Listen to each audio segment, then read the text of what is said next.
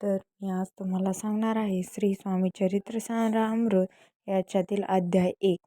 श्री गणेश, श्री सरस्वती, श्री गुरु, श्री कुलदेवता तसेच श्री अक्कलकोट निवासी दत्तावतार यतिवर्य श्री स्वामीराज यांना वंदन करून ग्रंथरचितयके विष्णू बळवंत थोरात यांनी श्री स्वामी चरित्र सारामृत या नित्य पठनोपयोगी पोथीचे लेखनाला प्रारंभ केला.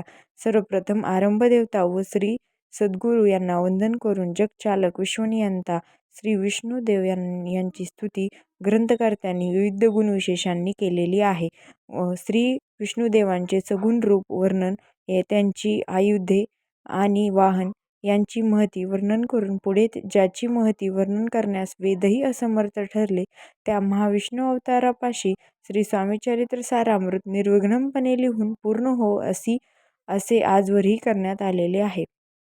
त्यानंतर ब्रह्मकुमारी शारदा, गुरुवर्य, माता पिता यांना ग्रंथकर्त्यांनी वंदन केले असून त्रिगुणात्मक त्रयमूर्ती अशा श्री सद्गुरू दत्तात्रयांचे स्मरण करताना कलियुगामध्ये क्षीण होत गेलेल्या धर्मवासना पुन्हा मूळ पदावर आणण्यासाठी अवतरलेल्या अत्रिपुत्र दत्तात्रयांची महती कथन करून ग्रंथकर्त्यांनी पुढे कवी व्यास, वाल्मिकी, कालिदास, वामन, श्रीधर आणि तुकारामादी संत कवी तसेच पंत कवींनाही आरंभावे वंदन केलेले आहे.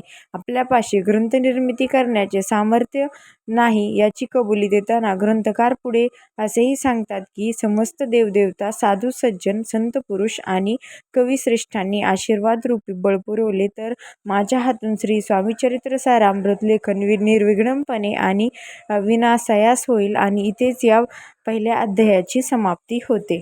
श्री स्वामी समर्थ.